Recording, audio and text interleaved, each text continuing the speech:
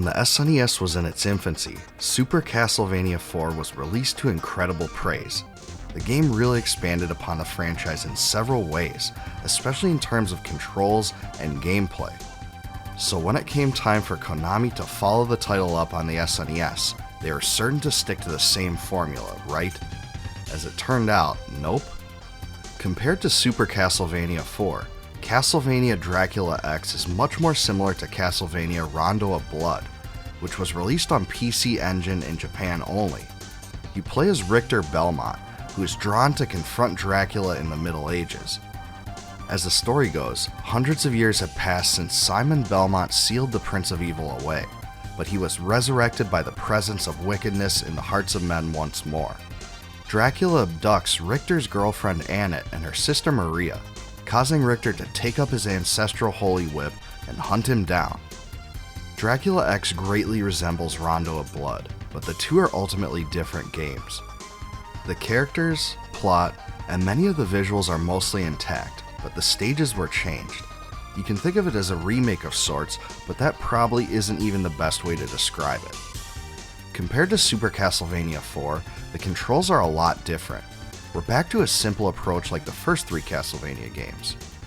Richter can only lash the whip in two directions, and you can't hold the whip button down to fling it around like in Super Castlevania 4.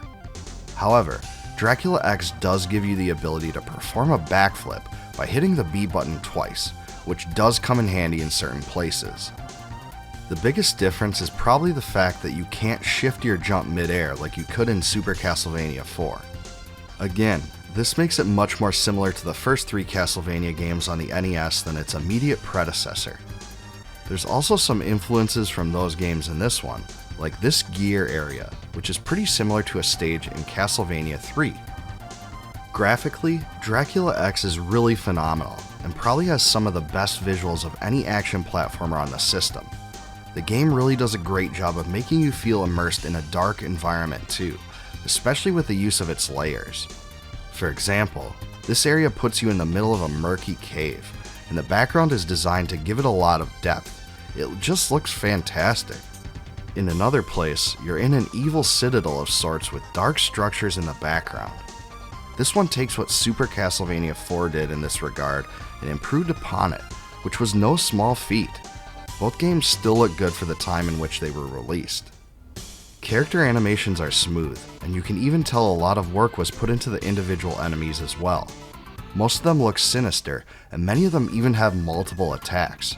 Same with the bosses, but yeesh are they hard. The final encounter with Dracula is especially ridiculous. I think this fight would have been tough even if there weren't all the pits to fall through. There are a few throwbacks to enemies from the previous Castlevania games as well, such as Death.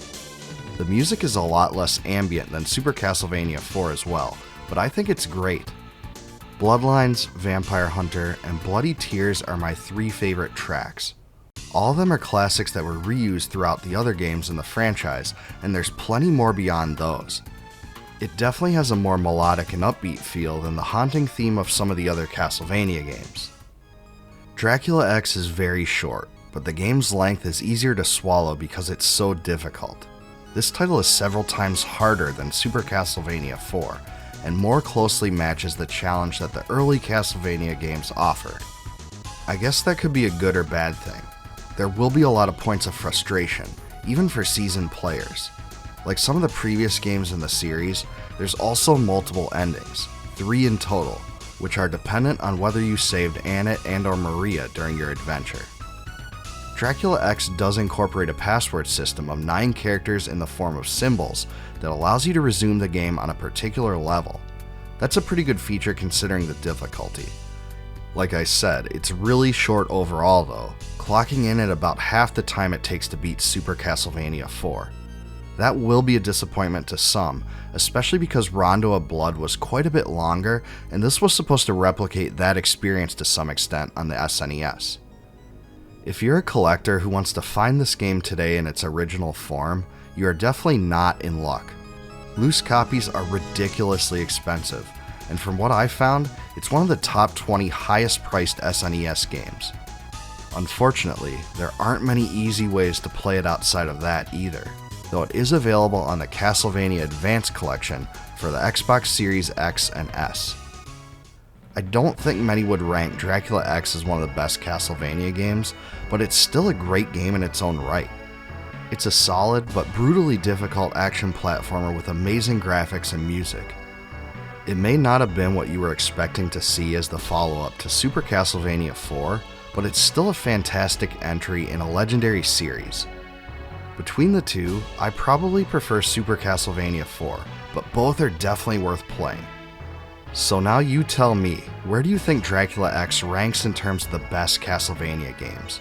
If you played it back in the day, let me know your most vivid memory of the game. Like the video and subscribe to my channel for more retro gaming content, and please join my Discord community linked in the description. Also, please consider supporting my channel via YouTube's Join feature to receive member exclusives, such as advanced videos and complete video transcripts.